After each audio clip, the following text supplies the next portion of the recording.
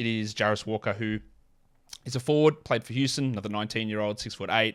We heard yesterday, I think it was, it's been about 5 days ago when you're listening to this show, that Walker was not going to be participating in his pro day due to some sort of arm injury. Not that there's anything really to worry about there with that for him. He only averaged 14 points per 36 minutes or 15 points per 36 minutes, shot 35% from three on relatively low volume, not a good free throw shooter, but really, really strong defensive numbers, shows a little bit of creativity with the ball in his hands, but not a high usage player.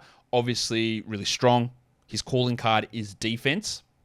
You've already talked that you would have him right at the top of the draft there at number 4 ahead of a Brandon Miller. I am a little bit lower on Jarace. In fact, I've got him behind Taylor Hendricks so far on my board. I think that Hendricks' shooting ability is probably just a little bit more advantageous to me. So Walker comes in, strong guy, really good defensive play. You talked about him going to Houston, and that begs the question for me is, do you think that Houston obviously drafted Jabari Smith last season at pick 3, and he's played basically the 4 all season. Can Jarace play next to Jabari Smith? Can he be a 3, or is he going to be a maybe slightly undersized 4, or can he sort of be a little bit more perimeter orientated?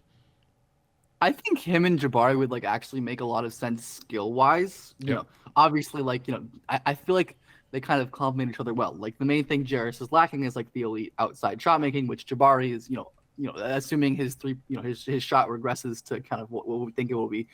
Jabari also an elite on-ball defender for his size, who struggles a bit in the off-ball stuff, which is where Jarace, really shines as a rim protector, as a rotational defender. So I think that works. I think Jarace, at least defensively, is very role versatile, where his combination of physical tools with his strength and his speed and his vertical explosiveness, along with his instincts and his motor, which just never stops running, just gives him so much defensive upside. I think the movement is probably better than some people, at least that I've seen given him credit for. He's definitely not someone who you're gonna be switching on to guards or 2s, but that's not really gonna be his role, and I don't think it needs to be. I think he's someone who's definitely mobile and fluid enough to guard bigger wings and to kind of work as a pick and roll defender as well, just because of how long his arms are and how smart he is in general with his positioning. And obviously he's just a monster playmaker on defense, as someone who in transition or in the half court is constantly rotating over and timing up these blocks really, really well with his vertical leaping and his hand placement, his length and all that good stuff, and can easily wall off defenders or wall off drivers with his strength. So I think there's extreme defensive potential for Jarace. I think, when we get rid of Wemby, I think you're definitely can make an argument or a case, or I would certainly make the case for Jarace as the best defensive prospect in this class because of his combination of tools. We can just, all of this conversation is the asterisk, so we forget about Wemby and all this. Yeah, it's he's over here just doing his thing, and everyone else. We can discuss it. We can discuss everyone else separately, because I think that's Yeah, even I think there was an interview today with Brandon Miller, and he was like, "Yeah, I think I'm the number 1 player in this draft. If it wasn't some 7'5" freak out there that's blocking everything, I would be number 1." But come on, what am I doing here? We're not comparing him to this sort of thing that's out here dominating every discussion. Now with Jarace Walker, the defensive numbers here are really good. The steal numbers and block numbers are really good. Now I do not believe for a single second that this comparison is apt, but I'm going to ask you the question. Someone that came into the draft last season had really good steal and block numbers, and his name was Keegan Murray. They did not translate at all into the NBA, and there have been a few instances like Zion Williamson. Great steal and block numbers. These are all 6'9", 6'8" forwards. They are obviously very different players, and those Keegan and Zion are obviously more offensive focused, but they put up the big defensive numbers. Is there anything about the defensive stat production from Jarace, or defensive value that he provided, that is just from being bigger, faster, stronger than most of his opponents in college, that may struggle to translate across? I don't think so. I mean, I think we're talking about those guys, obviously Zion had clear defensive issues, and even the injuries and stuff have always been a problem with him. And I thought Keegan was a pretty mid to bad college defender. So did I. Just on the tape. And I think Jarace looks opposite. And I think just because one, I feel like comparing him physically to Zion is like a moot point. But like another like Wemby type where it's like you don't really compare guys to like that physically. But like in terms of Keegan, like he's way stronger, way faster, way longer, more explosive. And I think where Keegan like had a lot of success at Iowa, just like playing like college four and like doubling on the Big Ten post players to get steals and blocks. I think Jarace, especially Houston, plays like offensively and defensively like a pretty pro style scheme. Just like with the way Kelvin Sampson runs his team. And I think so much of Jarace's impact is like clearly because of how he's able to read the floor on defense and how he's able to make like rotations multiple players away. And unlike most freshmen, like you rarely see him getting like back cut, or you don't really see those like basic like mistakes that you see almost all freshmen make. So I'm really confident that those like defensive numbers will be indicative of high defensive impact. I think it follows on tape. It follows with the tools.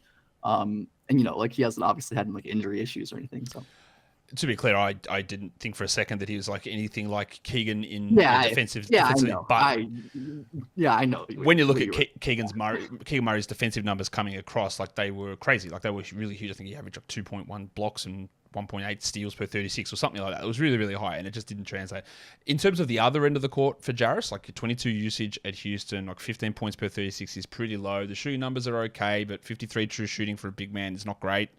Is there any world in the NBA where he can develop into not necessarily even a great offensive player or a good offensive player, but can he ever be an above average usage player? Can he ever be a 16, 18 point scorer who's a threat out there from three? Because at the moment, like those sort of numbers in college translate to a pretty low usage offensive option. I think so, and I think there's a couple reasons why I'm like higher on the offense than most people seeming.